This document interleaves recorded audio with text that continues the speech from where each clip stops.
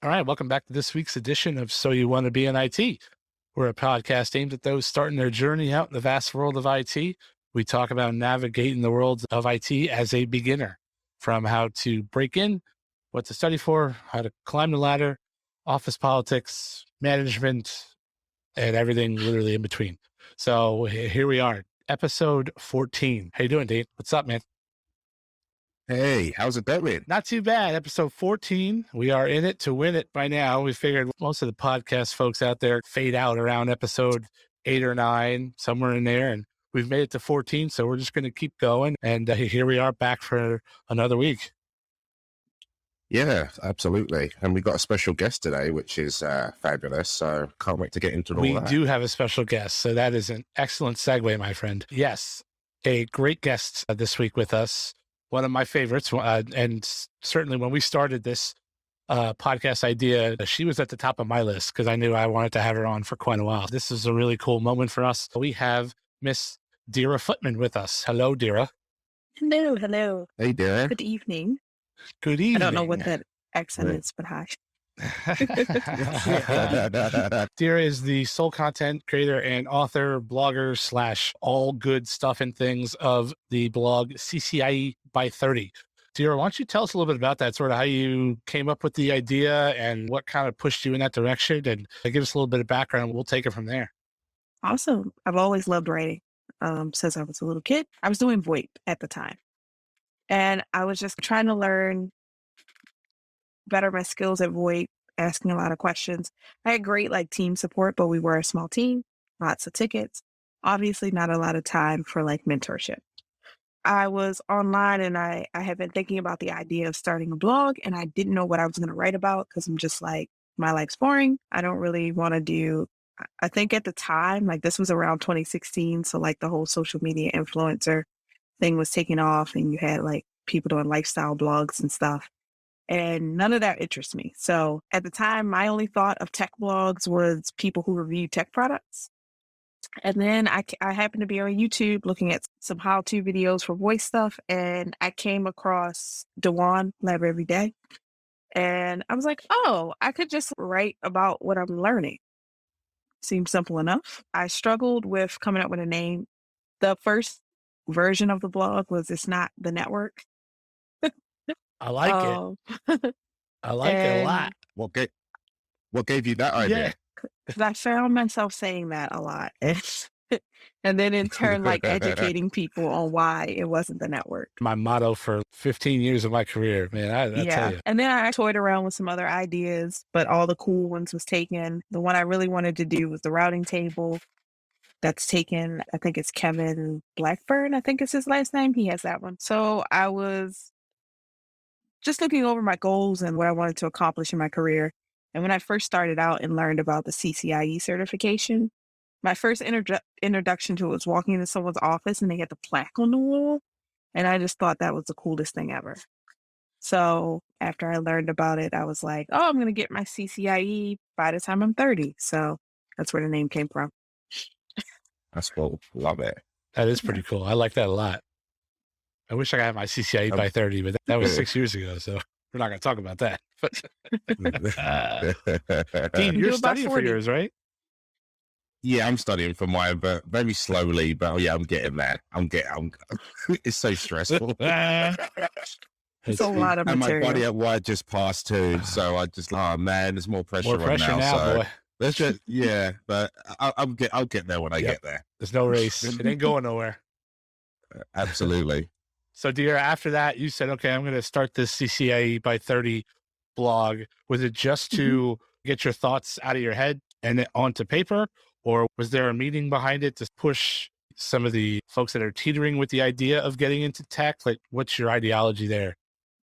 So initially it was just to share my journey, one, and then two, just find a community of other network engineers and other Black network engineers and other Black women. Because I would go to these conferences and meetups, and it would be all the guys in the front, and it'd be 2 or 3 women in the back. And I'm like, I know there's more of us out here.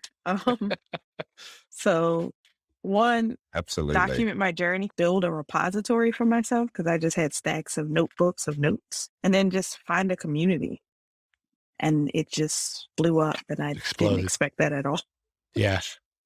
Yeah. That's what we found too with this podcast. Like we get hit from all angles of people talking to us and saying, hey, we're doing this, or what do you think about this? So it's a huge community with a lot of people out there. And to me, it's very humbling that people, A, listen to us at all, and B, come to us for advice or have us be that mentor piece. I feel like your blog and especially your Twitter account, and by the way, Deirra is a fabulous Twitter follow. So get out there and follow her. So resourceful. Yeah, super your, good. Your stuff is amazing in terms of like what's going on in the community, the latest thing to learn, tips, like actually just coming from just being in the industry. You have a plethora of just different avenues for like engineers or people in tech to just read about if that's technical or not so technical. So yeah, I do appreciate your tweets and sharing your information. It's phenomenal, to be honest. Thank you. Yeah. So if you guys aren't following Deirra right now, go and do it. Yeah, give it a follow. She's one of the best in the game. So yeah, actually, we here at this podcast, our Twitter account aspires to be Deirra's. So maybe one day, but today's not that day. Tomorrow doesn't look good either. So you got to help us build up. So you basically spun up the website and to get your thoughts on paper, and then started to spread your web, if you will, onto the Twitterverse and out there in the big bad interwebs. And so I'm assuming then that sort of formed into people looking at you as some sort of mentor and direction as far as, okay, look, if she's doing it, I can do it too. Yeah, it started out with just people, they would DM me like one-off questions and I would answer them. And then around like 2017, when I did the 100 days of code, which just started out as me like trying to learn Python, which I failed at. There was just like this swell of like people like reaching out to me, and I'm like, that was the first time I realized, okay, like I have some level of influence. And I don't mean to say that like it sounds egotistical or anything, but it was just like, it was so surprising to me that wow, like people actually are following me to listen, and they're engaged in my story and my advice. So around that time, I started to think like, all right, let me put a little bit more effort into this. And I found my Twitter blew up because Twitter was something I could do waiting in a line at Starbucks. It wasn't like I had to sit down every day and write out a blog post. So I just started sharing resources. If I would see a conversation happening somewhere, I would, well, here's my experience with this and just stuff that I didn't think would be super impactful, like how to study. I didn't think that would be that big of a deal amongst IT professionals. And one day I tweeted out a thread about I'm struggling between studying for my goals and studying for work. And like all of these people just chimed in, and people were DMing me like, hey, thank you so much for being transparent about that. Like I'm struggling with the same thing. So it just made me start to be a little bit more responsible, if that makes sense, and just intentional about what I was sharing and putting out there. That's huge, because I really feel that it's relatable, especially like your goals as well as your accomplishments, and even to be so transparent with your failures as well. I think that's really relatable to, especially in engineering and in the social space. Like so many people put certificates up or are studying, but never necessarily show the full or end-to-end results of everything. Like they don't really show, like they show the good times, but necessarily show, oh, like I failed that test. What does that look like? Or I'm struggling here to learn these concepts. Like not everything's just you read a technical book and then you pass an exam. I really feel like your experience is way more organic than most others you find online, to be completely honest. Thank you.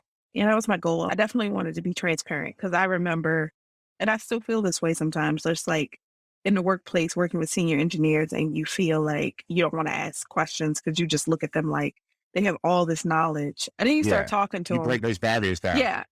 I really feel like you break those barriers down. I can only speak for myself, but you really allow an audience to feel comfortable if they know what they don't know. And like that's so important, engaging in learning and sharing knowledge. And I think that's like just really phenomenal. Yeah, like your blog post, I've read it, and it's not just, I've read lots of blog posts, but what I like about yours is like the transparency of, oh, this hasn't gone, it's just organic more than anything else. It's just so refreshing and real, as opposed to do A, B, and C, and then that should work. I don't know, I kind of feel like there's a lot of emotion and it's very relatable for me anyway. That's more what I'm trying to say. Thank you. So yeah, I like it a lot, and it's really helped me out as well, because you can feel very discouraged, especially like you said, working with really senior people and maybe sometimes not being in your kind of element or wheelhouse, especially if you're venturing to new technical fields or subjects. So like you said, the Python programming doesn't come naturally to me, and I struggled with Python a lot. So it was just, it was really relatable when I was reading your article. So yeah, it's cool. Thank you so much. Yeah, I feel like when I read your stuff, I feel like I could literally sit at the corner bar and have a beer and talk networking stuff, and it would be like this cool like conversation of just two, I'm gonna use the word, two nerds just having a conversation about network stuff, and you're like, wow, that was really good. I'd do that again. Like your stuff comes across very human. Like it's not some big conglomerate just pumping out article just to keep up with something every week, just to say that they release something, right? There's thought in it, there's experience in it, there's a human element to it. I think people can appreciate that. It's also on trend too. All your stuff is really on trend. Like you have a pulse. With the Hayden and stuff like that, and like the DevNet and all that sort of stuff. I really find like it seems like you're very strategic when you're studying things, or you just seem to be on trend, like the next thing to learn or what's important now. So I really appreciate that, because there's a lot in this arena to learn, and I feel like your material is very fresh, and it's what the kind of the industry's kind of pivoted towards. So it's really nice. But what I wanted to ask was, spinning up this blog, sharing all this great information, like having a phenomenal Twitter following, how has that been in the respects of finding more people like yourself in tech? Have you fulfilled your accomplishment or mission in the respect of, are there more females or Black females in tech who aspire or look up to you or ask for some kind of direction, or I don't know, they come to you as a ground where like they feel comfortable and they can ask you these technical questions, or how to navigate through this challenging sort of industry? Yeah, definitely. On the being able to find community, I found like so many just amazing women who are like crushing it in network engineering, and I can like ping them with a question like, hey, I know you're working on this, but be it technical or non-technical. The flip side of that is now becoming that person for people. Definitely a lot of DMs, a lot of emails. When I was doing like consultations, I would just tell people, we've worked this out. Let's, keep in touch, email me, let me know if you are stumbling or struggling with something. And I've talked to like several women who wanted to get started in network engineering and then pivoted elsewhere. But they're like, if I hadn't like talked to you, I wouldn't have even like gotten started, because I was just so overwhelmed with everything. So That's amazing. I'm very happy to be that person. It does get overwhelming at times. So I'm trying to figure out a way to just steer people more in a more manageable way. Like Twitter DMs just get crazy at times. But I always just want to make sure that people know, if I don't have an answer, I know somebody who does. And like, you can ask me what you deem to be the stupid questions, and I'm not going to make you feel a way about it. Because I remember being in those shoes, and sometimes I still am. I hear you. Yeah. Wow, that's cool. Yeah, that's a big point. And Dean, you and I have talked about it before. For you guys and gals breaking in or trying to get your foot in, don't be afraid to reach out to people that you follow, right? The Deirras of the world and the David Bomballs and pretty much any of those guys or gals in the space, right? That are just looking to pass on knowledge, right? And that sort of thing. Most of them, right? I won't make that a blanket statement, but most of them are just looking to pass on knowledge and help where they can. And Jeremy Char was another one for me, that when I was doing the Cisco stuff, I'd reach out to him and we would chat. I've chatted with David Bomball a few times and about, various things. And sometimes I feel, and maybe Dean, you feel the same way. Sometimes I feel like these people that are on Twitter and they have these massive followings of these like crazy like enigmas that just, they're too big for you to talk to, sort of thing. Like they have this stigma about them, or they have this like a holier than thou, he's never going to talk to me. But like I've reached out to a couple and they reached back, and it's been great. And case in point, we had Christopher Reese on a couple of weeks ago, and he's an author for Pluralsight. He's a big security guru, and we reached out and asked, and he was like, yeah, let's do it. And I was like, that's amazing. we're a nobody. And here he is coming on and gracing us. And that was a great conversation. So if you haven't listened to that episode, go do that. That was a good one. But yeah, I would say don't feel ashamed to put your neck out there and ask questions and be the new guy. People expect that there's a whole plethora of new guys out there. Not everyone is at the senior level. Not everyone's doing architect and all this crazy stuff. So, feel free to reach out, ask questions, and build a rapport, because that's also how you build your personal brand network too. And I think, Deirra, I think you've done a nice job of building that brand for yourself, and now saying, okay, like you're sort of like when people think of CCIE by 30, it's you. Like that's your online digital footprint, or your thumbprint, if you will, whatever you want to call it. I think you've done a nice job of building that, and so they go hand in hand. Yeah, absolutely. I think you've done a fabulous job in achieving that.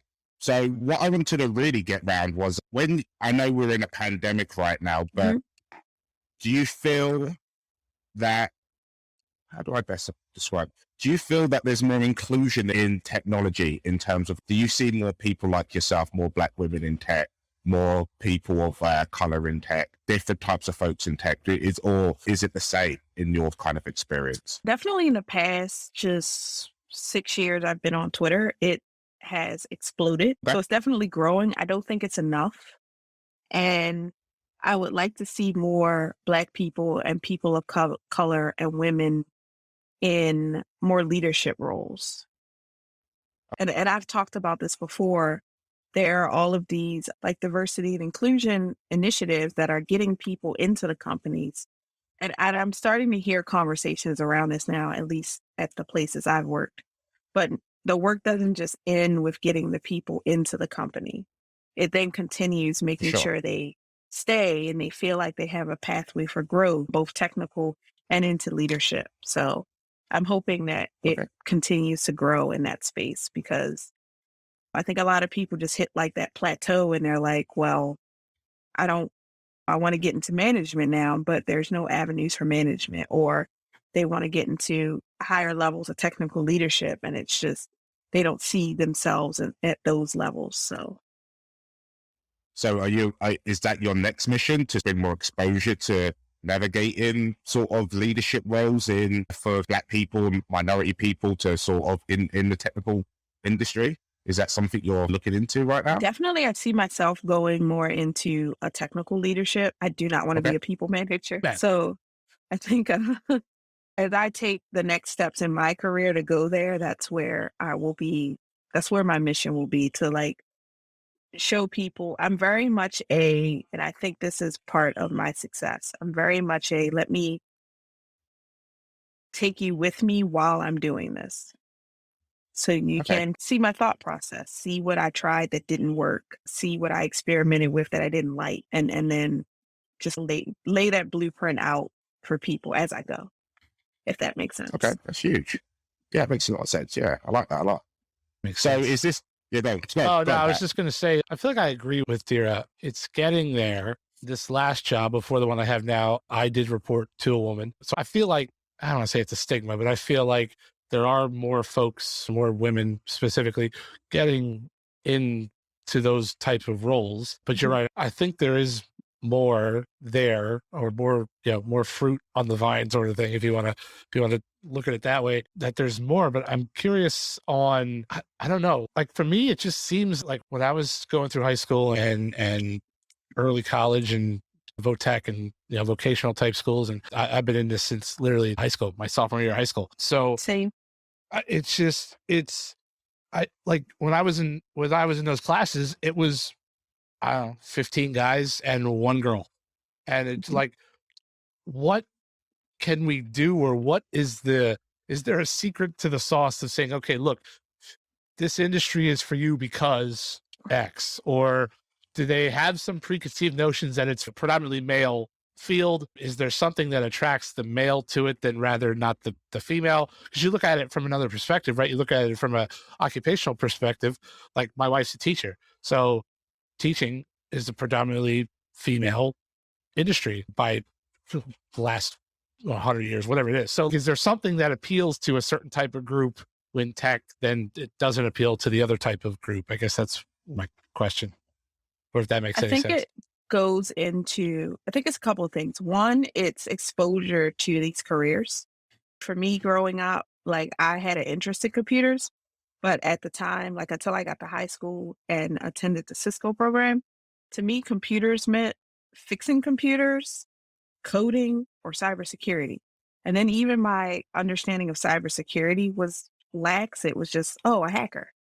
Right. You hack stuff and then people go fix it. And then when I got into high school, I learned, like, I had never heard about network engineering. It never even occurred to me there were people that made the internet work. And I attended a program where the seniors did their final project presentation. And I'm like, that's what I want to do. I want to learn Yeah. that. I want to know how to do that. So one, exposure and just education around the different pathways. And because outside of what you might see on Twitter, there are still so many people who just think you got to be good at math to be in tech, or you have to have a computer science degree.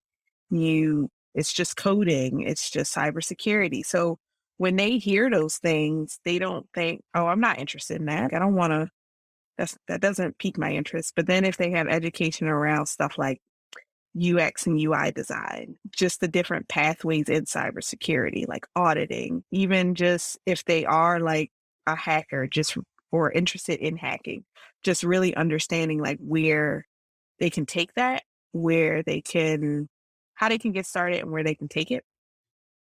And I think big solution of it will be, and I'm starting to see this here in Baltimore, is they're targeting this technical education to elementary and middle schoolers now, with like robotics clubs. And because at that age, That's cool. girls are just like, oh, cool. Yeah, I want to learn how to make the robot do X, Y, and Z. Yeah. So they're starting to frame it as more of just like a gender neutral type thing at a very young age. And then building upon that as they grow in these programs and just showing them like, here's what else you can do with it. At my high school, when I was in Cisco Academy, it was like 6 girls, and it was about a class of 18 of us. Okay. The last program before COVID, the class was half girls. And they were posting some of their projects on Facebook. So Okay. something's changing, and I think the key has been just targeting children at a younger age and exposing it to them and educating them. So let me ask you this. What age was it when you first interacted or had a great experience with a computer? So for me, it was about 3rd or 4th grade. So I was like 8 or 9. And what Okay. really piqued my interest about it was I couldn't figure out how it worked. And that was something I Okay. really like to do. I like to take stuff apart, try to fix things. And I just saw a computer and it was just like, what are all these cables? What does all of this do? And I learned about it, and that kind of birthed my love of tech. But at the time, it was just like, okay, you like computers. You can fix them. You can code on them. Like for a little while, I thought I wanted to be like a web designer, and I just kind of just felt my way out until I got to high school and discovered networking. And I'm like, oh, this is amazing. Like I had no idea what the life of a network engineer looked like. All I knew was there are people that make the internet work, and I want to do that. Love that. So when you had the first experience with a computer at, you said age 8 or 9, what did that look like? Was that in a school? Was that in a home environment? Trying to just build some kind of understanding of, what that looked for you like an infancy age. Yeah, so it was in a school environment in a computer lab. We were doing a math program on there, and then they let us just peruse the internet. This was probably the slowest internet ever. So I was just on Google, and I think like the little Disney Channel games were hot then. So just on there, and I'm just like, oh, this is cool. Like, how does this work? And then after that, like every time we would go to the computer lab, I would try to finish my work as quickly as possible so I could just look up stuff on the internet and how does a computer work and what's in a computer, and just look at all the pictures of the components. I had no idea what they were, but I thought it was really cool. And did you have access to so was that your main access to a computer at the time, the school labs? Did you have your own, or was there one at home environment or friends or anything like that? Nope, it was all at the school. Didn't really know Okay. too many people who had computers. So it was either at the Okay. school or at our local library. Gotcha. I Okay. got my Cool. first computer when I was in middle school. And the way I got it was they were cleaning out the old like computer storage. And the lady who was leading it was like, hey, we could clean some of these up and send them home with some of the kids because I was in a lower income neighborhood. So I was able to snag my first computer. And it was like this really old, huge like tower that still ran pretty well. Okay. And I went home and I learned everything I could about Windows XP on there. But you're an expert. I bet you learned a lot. I went through the whole system, and every time I found something, I would hit up Google. Okay, what does this mean? So would you break it and then fix it yourself? I didn't That I kind of, didn't break it. It was just more of a exploratory, just learning the components. What's a Windows okay. registry? What does this mean? Gotcha.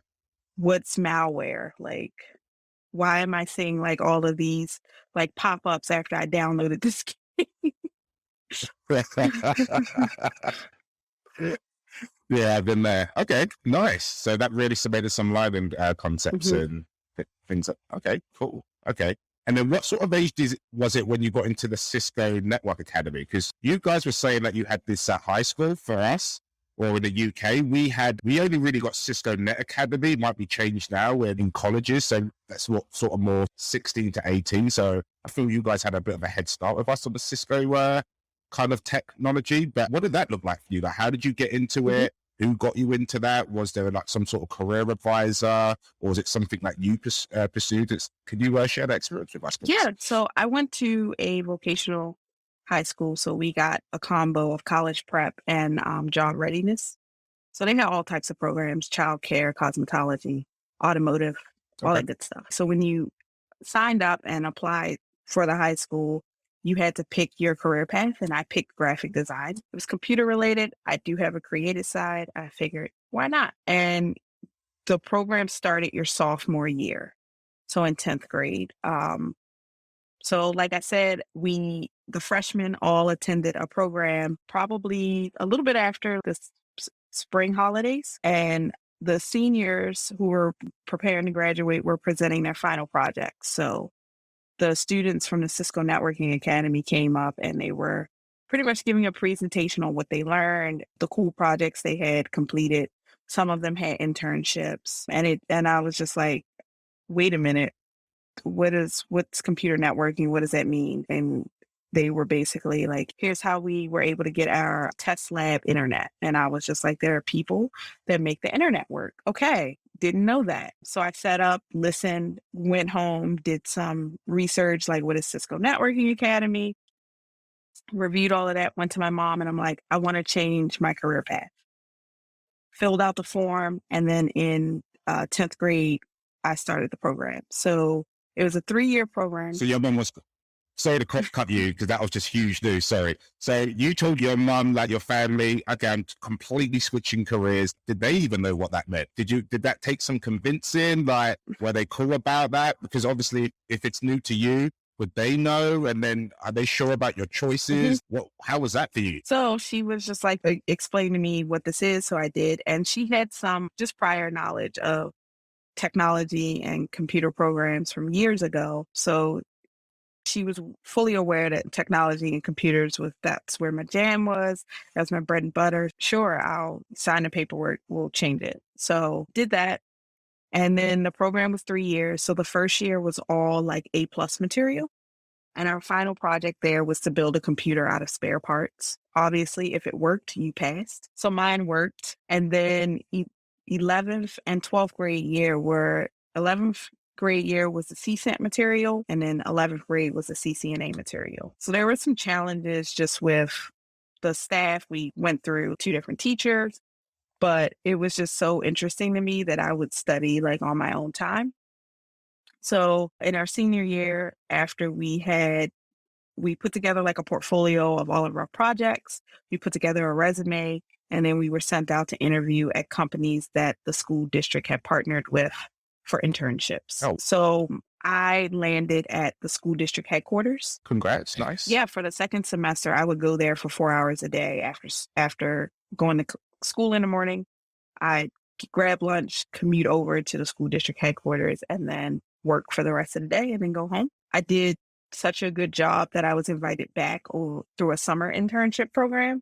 So that was a full 8 Nice. hours a day. And then that turned into kind of like a contract temp position. And that ended up being my first job. And I stayed there for 5 years. Wow. Nice. Look It's at amazing. that. Yeah, that's really It was cool. awesome. And how was that? Did you enjoy yourself there? Did you meet lots of people and learn lots of things there? Yeah. So it was a small team. So pretty much everybody had to do a little bit of everything. Okay. My first 2 years there, I was just like a network technician. I was still like physically going to community college at the time. And then I was getting bored. Like I was doing tickets. I was doing like the grunt work. It was like, hey, look at this spreadsheet and get it back to me. Oh, man. I don't But miss those days at all. Man. yeah. No one likes tickets. It's so strange. So I talked to my manager and I was like, I want to start working on projects. That's where the cool stuff looks like it is. So he was like, all right, cool. I wanted to work on projects and I wanted to, because I was part-time at the time, I wanted to be there full-time. So he was like, okay, well, I need you to get your CCNA. I'm like, oh, all right, cool. Like I went through the networking academy. This will be a piece of cake. It was not a piece of cake. Nope. Oh, So man. I studied for my CCENT. I failed it twice. The first time I knew I was going to fail, but I took it because I needed to get a feel for the exam. The second time absolutely crushed me because I thought I had it and I was so close. I think I was 10 or 15 points off. Oh, So I was just sitting there. so annoying. Yeah. I was ready to throw things. Oh, yeah. I was sitting there and I'm paying for this out of my own pocket. I Yep. think at the time I was making like $12 an hour and I'm sitting there. Is this really like for me? Should I start looking at something else? That self-doubt starts creeping. You're like, God, damn. It's like, Just gone through Ooh, that, yeah. I've been there, man. Let me Yeah. just throw this out there.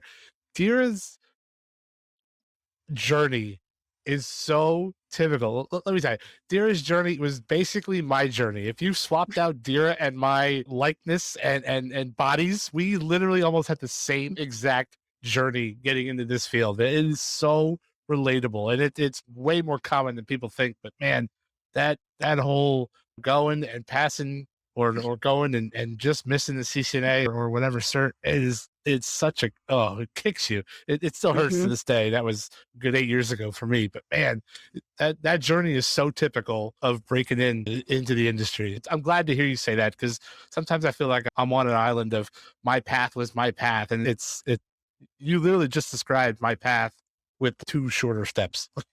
yeah. So how did you find dealing with that failure? Because I can only speak for myself. To this day, I still don't I cope hate well it. with it. Yeah. At that time, it crushed me. I just put everything away for a week. And I literally just thought, maybe this isn't for me. Like maybe I need to find something else. And then I started just looking at like how much time I had put into it. This is something I have been working towards since 10th grade. Outside of doing some like little clerical work in like the library and stuff, I had no other work experience. So I'm just like, all right, let me just sit down and really face this and figure out like what I'm doing wrong. What am I missing? So one of my weakest areas and still is subnetting. Shout out to all the subnetting calculators out there. Preach on, girl. Preach on. I love it. I love it. And then the second area was just like the introductory like routing stuff because that wasn't what I was working on. I was doing switch stuff. So my scores for all the switching stuff was really high, but like I was struggling with the routing stuff. So Shout out to Switch. Love Switch. So and at the time, the community that exists now, oh my goodness, like I would have loved to have had the community that exists out there now back then. But I did some Googles. I found some Udemy courses on subnetting. A lot of Chris Bryant's material on routing really helped me. He's another good one. He explained stuff so like plainly and it just clicked. So I went ahead and scraped up another 150 and booked the exam. And I gave myself about 2 weeks because I didn't want to run the risk of pushing it out too far and then I lose all the good stuff I Use had that knowledge. going for Yeah. me. And I buckled down and I just studied. If I wasn't caring for my son, my head was in a book. I was watching a video. Nope, can't go do fun stuff right now. I got to get this done. And I passed. And Wow. I literally remember just Congrats. like looking at the screen and feeling like I was going to cry because just 2 weeks ago, I was considering just leaving this all alone. So I was really proud Yeah. that I like stuck through it.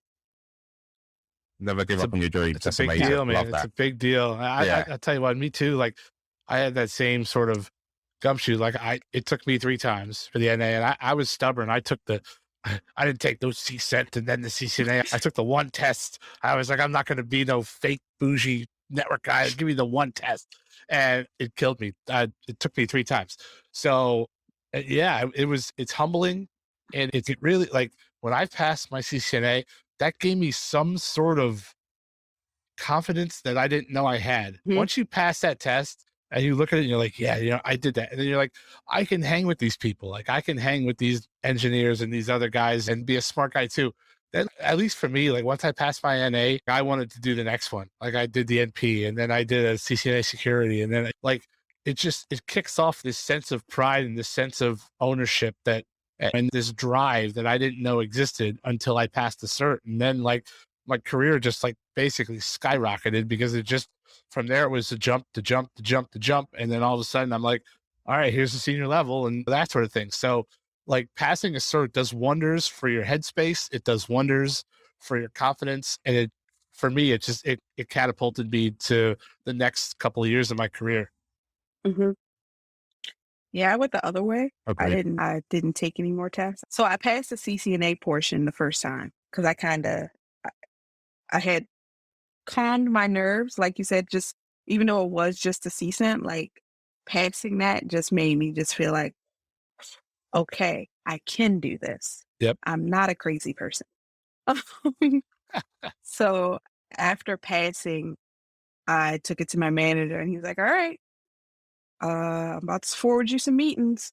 And my calendar filled up. And next thing I know, I'm learning wireless. And we were a mixed vendor shop. So we had Extreme, Aruba, and Cisco gear. It was a school district, so you can imagine. So next thing I know, I'm learning wireless stuff and I'm learning voice stuff and I'm doing like UCCX and I'm doing data center stuff. And I was just all over the place. And at the time, I was just trying to touch as many things as possible to build my resume. But the downside to that was I was constantly in a flow of, I got to study this for work.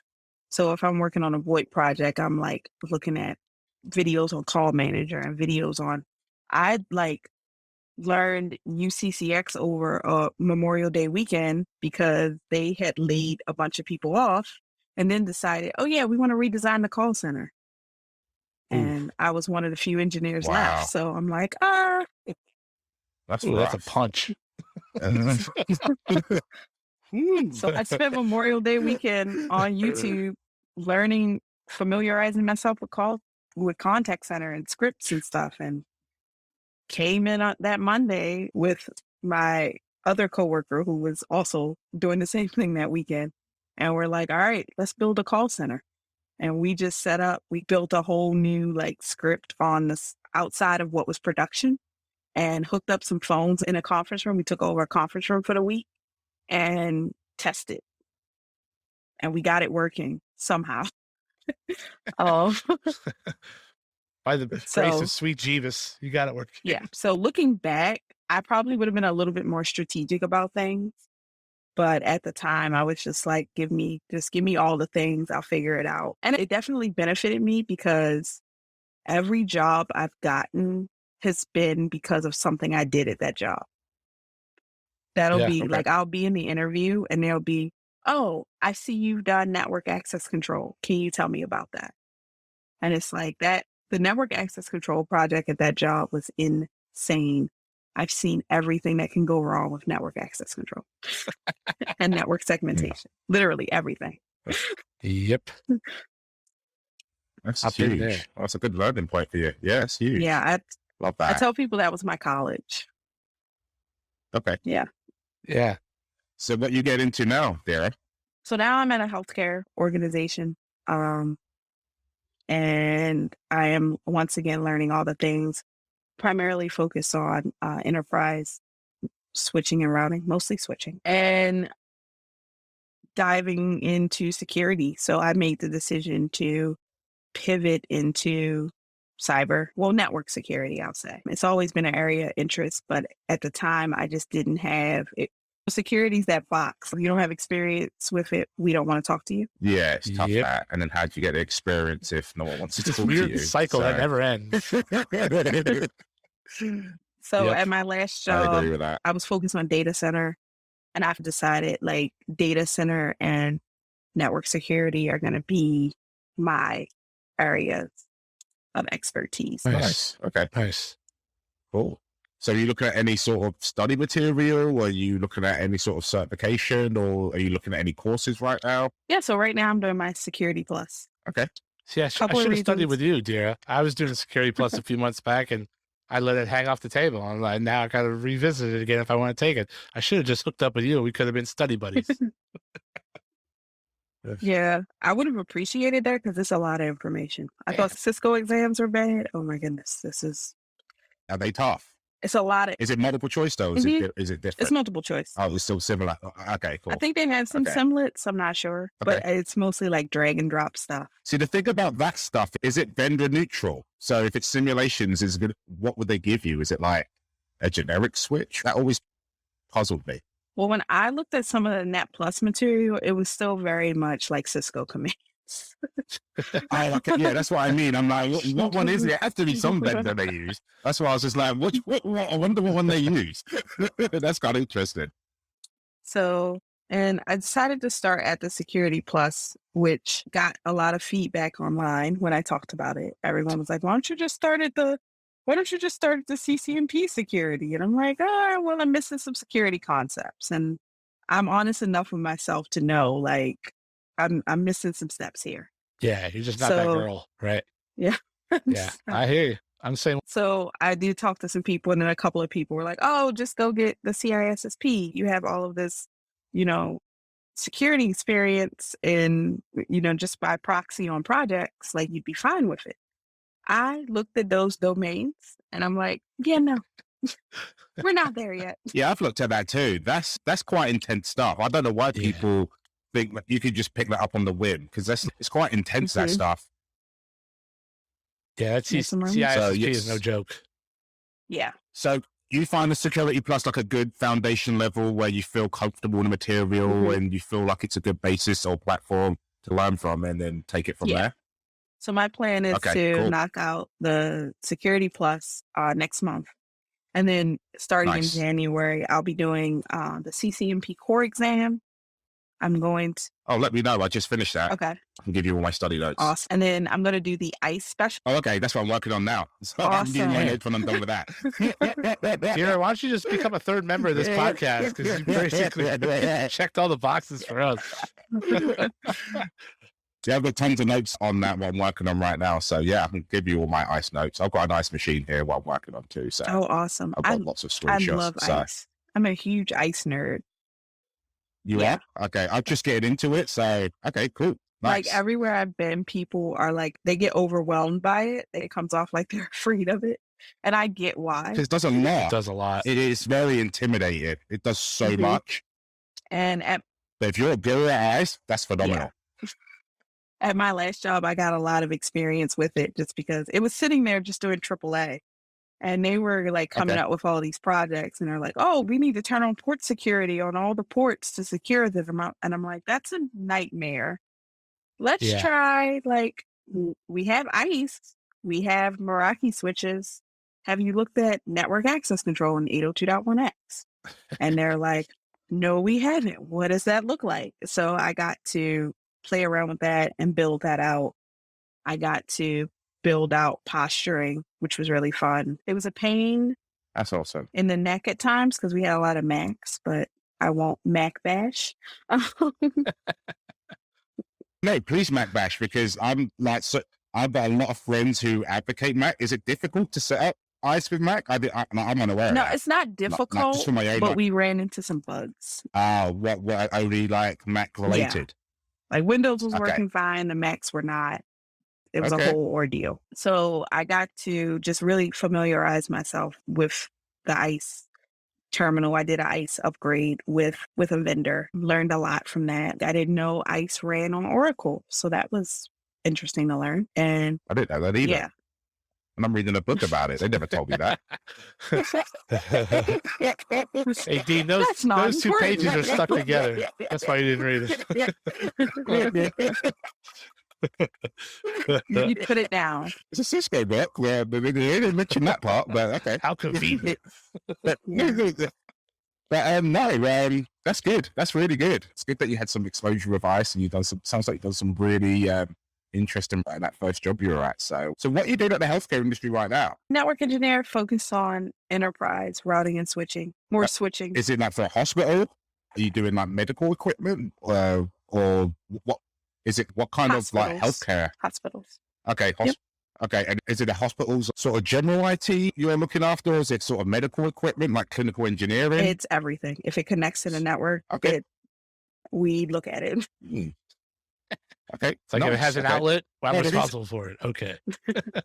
No, the reason I asked is because I work in medical care as well. So yeah, just interested. Yeah, we supply a lot of medical devices to hospitals and stuff like that. So we're always talking to hospital IT folks. So yeah, just more curious than anything else. A lot of IoT stuff. Yeah, there's tons of IoT stuff. Yeah, absolutely. Lots of different vendors and all that sort of stuff. So awesome. That's cool. Nice. Yeah, that's interesting. I always find the IoT stuff interesting. There's every day it seems to be more, something else has been converted to IoT, and guys and gals like us here going, oh, how are we going to secure that? I don't need that talking to my AD server. Like, this is insanity. I spent about 2 to 3 days on an IP clock that people were very upset was not working. And I'm like, it's just a clock. Like, we have phones, we have watches. Why is it so serious? And come to find out, it was tripping some sort of program that the cybersecurity team was running. And they were sending someone from the help desk to basically log in and deactivate the port. So that just started a whole thing of, well, we need this clock online. What are we going to do? And yeah, the cybersecurity team wasn't happy. The network team wasn't happy, but sounds like a mess. Management to make the end user happy. So make it work. I mean, I talk crap, but I have smart lights. It's so convenient. Oh, me too. I love it. See, we just had this conversation like a week ago because I'm ready to dive into the smart home too. I have a couple things here, but it's not that I have any lights. I don't have any automatic doors or anything like that. But I'm ready to take at least a flyer on some of this stuff and set up some routines because, man, I'm a creature of habit. I need my routine. Yeah, the lights are nice. I'm a huge fan of the lights, and I like the door locks good. Yeah, and the thermostat. I already have a thermostat. That's awesome. I don't like the door locks. I still want my keys. I want analog locks. Yeah. Oh, see, mine does both. Okay. You can, if you really have to have a key, you can have a key. So there is a key there, but you can tell Siri to open my door too when it opens it. Nice. So you are going to be greeted by 3 dogs if you if you go from my door. I got 2. They're upstairs, and there's hardwood floors upstairs, so you may have heard them scampering back and forth while I talk. They're up there too, and they bark at a sketchy bag that blows across the street. So anybody coming in is gonna meet some pain. So no, it's all good. But I just want the lights. I'm just gonna throw this out there. I just want the lights because my wife leaves on every light in the house so that I can see what's on and turn them off. So the electric bill isn't through the roof. She leaves every light in the house on. I need to get a better control on this because I can't be walking the house 24/7 and turning off lights. It's insane. Yeah, I have routes. No one can lock the door in my house, so I have a routine. When it's open after 4 minutes, it just locks itself. Because all my family apparently are born in a bar and can't close the door or That's lock right. That's right. That's a very good use case. So yeah, that's a nice one for us. And then I like the lights when the sun goes down, the lights turn on. I think that's really phenomenal. I like that a lot. Yeah. But you have to. The only sad thing about this is just protecting it all in your home. So I don't know what that looks like for you, but I have a couple of ASAs in my home environment, like segmenting my network so that like that's not touching, let's say, my laptop per se. So yeah, it's a pain, but it's worth Yeah, it. I need to get better at that. I probably have the lamest home network ever. How can that be true? With all the equipment you're telling us you snagged back in the Right. day, and I would have thought that would you would have continued, and you would have had this phenomenal home, enterprise network. So I do have some Meraki APs. So Nice. all of the smart stuff is off on its own, like SSID, and that has some of the Meraki security features turned on. But I definitely want to get into like setting up a firewall and really locking it down the way it needs to be, but I just don't have space. I'm also in an older home, so power constraints there, but that's Yeah. definitely on my list of things to do. I just want to build out this like state of the art, like home lab and like piece by piece. If I was going to do it again, go EXI. It's so much smaller, it's so much cheaper, Virtualize that. and you probably and you can probably get away with a lot of your power requirements. Like you virtualize the ASA, virtualize your switching. I would probably do all of it virtualized now. Okay. Not unless you're getting their equipment for free or like from work or hand-me-downs. like hand-me-downs or give that kind of deal. But if not, if you actually have to build it or buy it yourself, I would definitely probably go EXI, and you can get EXI for free now. So I'm not sure if you're aware of that, but really That's what I'm doing. Virtualizing, putting a virtual firewall in, and basically just tying everything to a separate SSID and rules between them. Yep. Yeah, I have everything. Yeah, just build those policies and you're good. I have everything segmented pretty well from that aspect. And that was a big thing I wanted to do. And I was researching different stuff. And so I was like, oh, why don't you just hear some Meraki APs? And I'm like, oh. There you go. Look That's at that. Sweet. Look at that. So I want to dive into the Meraki, but the licensing aspect just puts me off. Yeah. It's like, ugh, why the license? Why do you have to do that, Cisco? That's their like new model. Sorry? I was saying that's their new model. They're like going real heavy with licensing. They're going huge on the licensing now. Yeah, for sure. Yep. Yeah. Everything is, yeah. I knew 100%. Cisco licensing was bad when I found out they have a certification dedicated specifically for licensing. Oh, it's bad. Oh, I did not know that. What, like you can get like a CCIE licensing? I think it's just for like people who work there. Weird. Wow, that's incredible. I know it's a cluster because I still don't get licensing. It just goes over my head. I don't get it. It is like another world. Yeah. So yeah, I don't know what licenses married to what features. Like it just doesn't make sense to me. Yeah, I have just a cheat sheet that I keep on my laptop, just explaining the ICE licensing and what does what. Because I get that question. Yeah, because I was like once a year, and I'm like, here's a document. Yeah, they have tons of licenses for ICE, and then you have ones per persona or something like that, don't you? It gets really weird and tricky. Yes, it does. Yes, it does. I think we're right around that hour mark. We totally try to keep it an hour. This went really fast because we had some really good conversation. But yeah, this was really cool. Like I said, we try to keep it around the hour just so people can get on with their day and that sort of thing. So, Deirra, this has been awesome. Deirra, you want to plug your socials or where people can find you? And then we can we'll wrap it up and get out of here. Yeah, so you can find me across social media at CCIE by 30. I'm most active on Twitter. And my blog is ccieby30.com. And my YouTube is also CCIE by 30. I'll be posting more video content up there this year. Nice. Sweet. Thank you. Yeah, Deirra, this was great. I appreciate you taking your time and coming to talk to a couple guys like us. But this was a really good conversation, and I'm glad you're doing it and you're doing it well. And again, I'll stress this. If you're not following Deirra on Twitter, you need to. She's a great follow with all kinds of resources, all kinds of great stuff. Definitely check her out. She's got a huge following. She's ready to answer any questions and DMs and all that other kind of crazy stuff. So totally check her out and get her on the brain because she's a good resource. Thank We're you. going to get out of your hair. Deirra, again, appreciate you coming on and checking us out and chatting with us for a few minutes. So thanks everybody for joining this week. So you want to be in IT, make sure you visit our website, soyouwannabein IT.com. where you can subscribe to the show on your favorite platform, right? Apple Podcasts or Spotify, Google, Stitcher, or just an RSS feed, right? It's up there. All the links are there, or get the show right from there. There's an episodes page that all of our shows are there, and you can listen to with some show notes and things of that nature. And also, if you could throw us a rating on Apple Podcasts, I still think that's a good way to get noticed, and throw some good stuff around there and tell people about us.